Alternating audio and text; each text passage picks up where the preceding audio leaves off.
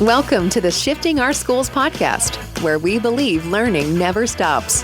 We create innovative and flexible professional development opportunities that support the current research and thinking in education today. This week's podcast episode aspires to set you up to take another step forward on your personal learning journey. Now here's your host, Jeff Udick. Welcome back to another episode of Shifting Our Schools. Thank you for finding some time to have a listen today. I'm excited that I got to catch up with Kyle and John Hattie about their new book, 10 Steps to Develop Great Learners, Visible Learning for Parents. Before we get to that conversation, a quick shout out to Teacher Wit for being a sponsor of the Shifting Our Schools podcast and for hosting me last week in a live webinar on using portfolios as an assessment for learning. If you missed that free webinar, no worries, just head over to teacherwit.com and join this growing and amazing community of inspiring educators.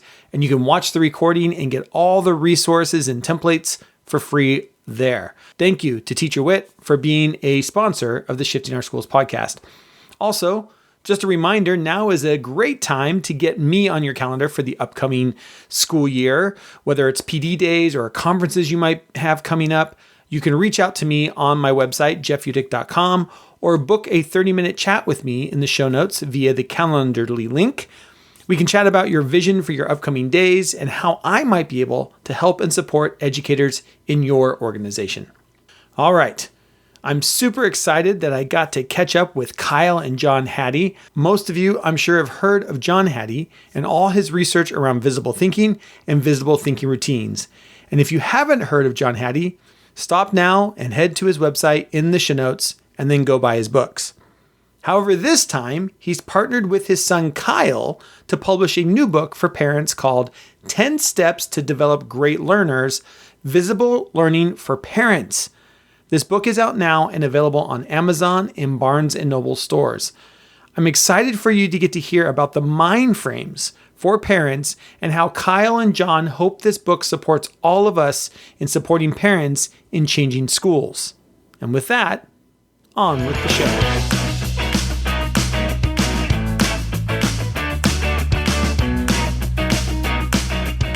All right, welcome back to another episode of Shifting Our Schools. I'm so excited to have the Hatties with me today. I got John and Kyle Hattie all the way from Australia. It's great. It's amazing with technology. None of us had to fly anywhere. We just have to open up our screens and be able to connect this way. So it's great to have you both here talking about the new book that you're publishing called 10 Steps to Develop Great Learners, Visible Learning for Parents. Kyle, let's kind of start with you. Can you give us a quick background of like where you're from, what's your background, and why this book, why now for you? Yeah, perfect. So obviously I'm Kyle Hattie. I started writing this book with Dad a while ago now, and I think it sort of came about when my first daughter was born, and all the stories and anecdotes and advice that Dad gave me from his idea of parenting back when I was a kid. And I think I asked him, I think the question was, sorry, I just completely mind blanked. It's okay. Surely there's some research on it. Dad being a research person, Yeah, and constantly going after every review, every article there is. I asked him, surely there's got to be something. And he just goes, I don't know, I'll have a check. And that's sort of how it started. That's awesome. And John, how about you? I mean, obviously you have this new test experiment now with a grandchild. Is this what drove you to kind of get into this? Oh, look, it's wonderful.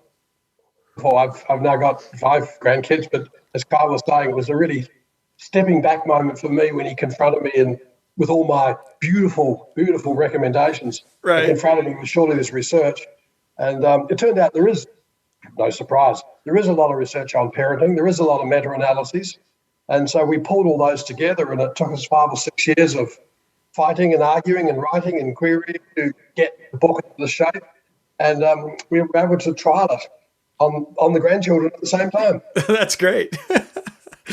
That's really good. Yeah. So again, once again, the book is called 10 Steps to Develop Great Learners, Visible Learning for Parents. Can you maybe, John, talk about how this fits in with your other research around just visible thinking, visible learning that you're so well known for? Yeah, obviously it does, given the title and given the themes. And we're arguing in the book it's not what parents do, it's how they think about what they do, and trying to pick up those really top ways of thinking. But the other thing that we're trying to get across in the book is parents are not first teachers. That dramatically contrasts with the role of teachers that we have in schools. We're arguing parents are first learners. And that is a dramatic way in which they can have an effect on their kids. It's about how they go about learning, is how their children will go about learning, and how they can foster that. So there is a lot of overlap, really, between the visible learning research. But of course, this book is based on the research on parenting. I love that. And the book, one thing I really appreciate about the book is it breaks down the 10 mind frames for parents and then dives into those. And I want to just talk about a couple of those that really, as I was kind of going through, just were really impactful to me. And Kyle, maybe I'll start with you on a couple of these mind frames. And again, John, I like the way that you frame that, right? It's a framework that we work from. It's a mindset for parents to be thinking about when we're actually talking about this stuff. So Kyle, can maybe talk about this idea of I love learning? How as a parent, what does that mean, and how do we convey that to our kids? I think it's one of the ones where we constantly got to think about, because kids at school and kids growing up, they have an idea, a preconceived idea of what learning is from the very beginning.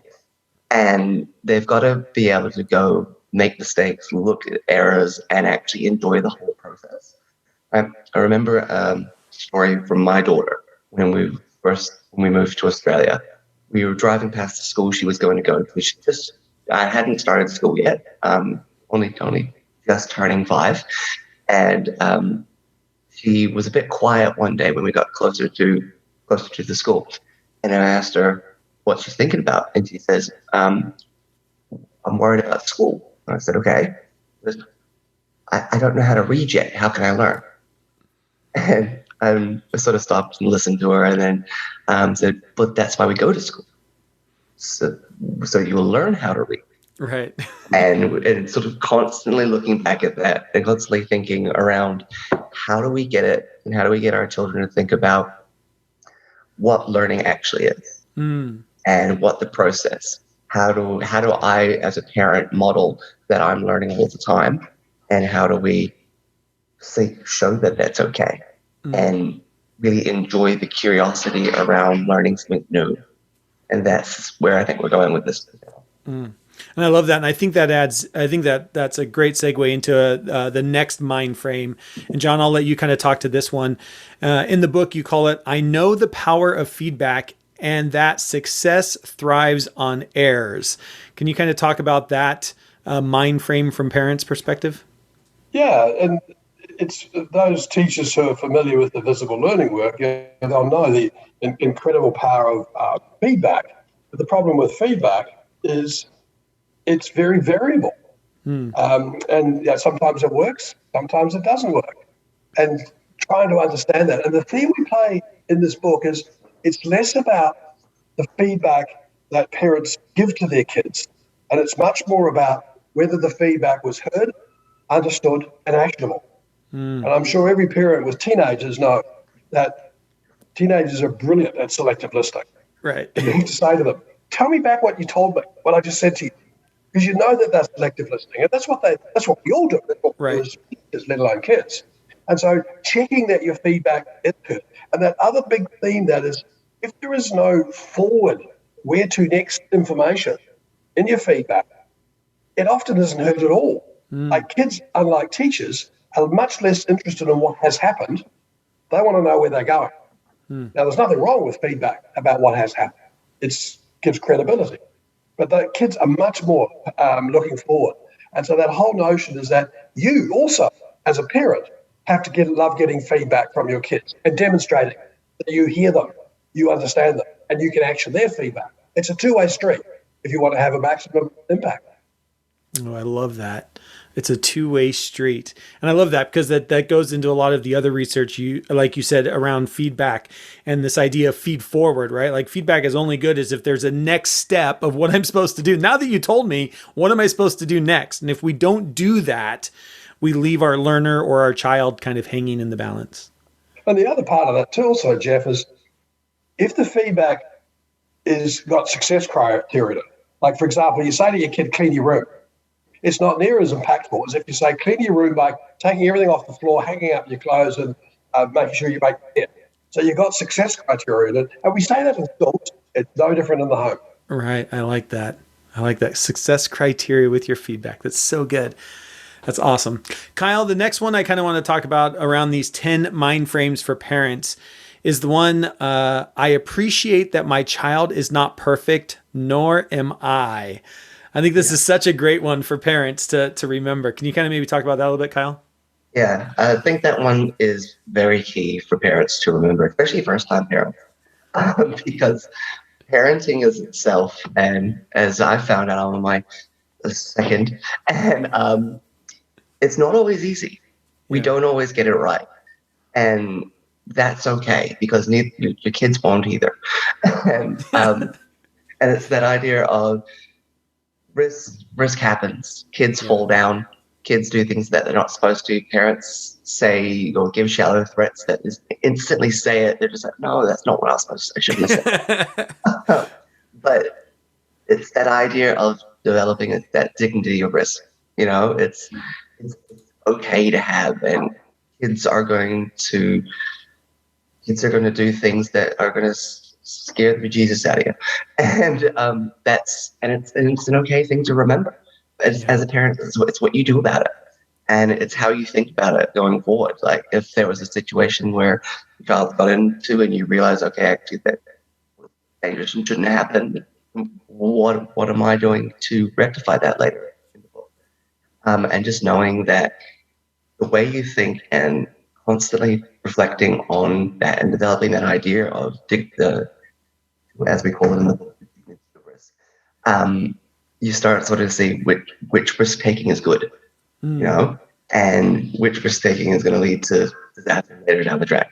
It's making that idea that the dignity of risk is a good thing, because without that, kids are not going to trial new things. So having those failures, having those successes, scaling up a giant ladder at a playground where me as a parent, I'm on the bottom going, I cannot reach you. Right. Get back down here. Pretty much. And it actually happened a few days ago. Yeah. And it's terrifying, but it's okay because Danielle got up there perfectly fine. She was totally safe, and she was so proud of herself. And me as a parent going, okay, did I like that? No, but that's for me not to like. Not. Right. I love that. Yeah. And I think we forget that sometimes, especially I think, a lot of times when, we take our kids into public, that's a lot of times where you see this, like, you want to have this perfect child in front of others, but there's mistakes made in social areas, especially when you're young. We make mistakes in saying the wrong thing, doing the wrong thing, but that's how you learn. You learn through error, right? Yeah. And it's through those errors that actual learning occurs. And that's something to remember. None of us are perfect, including our children, and we don't want them. And I love that idea of risk taking, right? And where are we showing that as well? Like, hey, I'm taking a risk today, not risking in like jumping off a building risk, but risking in like, I don't know, something you do around the house or something that we're going to, do different, or making something that I've never made before for dinner is a risk that you can also, something as little as that sometimes can be showing your children risk as well. So that I just really like that mindset as well. Our audience here on the podcast is mostly educators, school administrators. That's really who our listeners are. John, how do you kind of see schools and educators and administrators using this book within the greater context and maybe around some of the other research and books that you've published? Well, one motive for writing the book was obviously a parent audience. But the other audience was that as we implement our visible learning work in schools, sometimes parents are the problem. Even though they all went to school themselves, they still think of their kid going to school as getting it right 100% of the time, never struggling, never failing, never making an error. So part of it was writing that. But the other was that as we were writing the book, COVID came along. And oh my goodness gracious, did parents see their child as a learner? Whereas mostly they want to see their child at school as an achiever. And we want to feed into the opportunity that COVID gave to say to parents, hey, struggle's good. If the kid gets 100%, the work's too easy. It is about the learning and failure and learning again, as we just talked about in that last mind frame. And so we would hope that teachers can use the book to say to parents, well, read this. This will give you a bit of a sense of how we think in today's world. Because schooling has changed dramatically over the last 10 or 20 years from that relentless focus only on achievement to also bringing in these notions of learning. So we see that as another purpose of the school, that parents, so that teachers can use it to say, read this, and then we'll talk about your child in a different way. I really like that.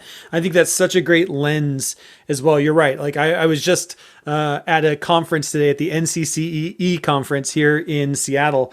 And the idea of parents came up as like we were talking about what are some roadblocks to change in education. And one of those things is parents. And I'm always saying like, I mean, education, I think is one of the hardest things to change because everybody went through it. Whether or not you were successful at it, we all went through it.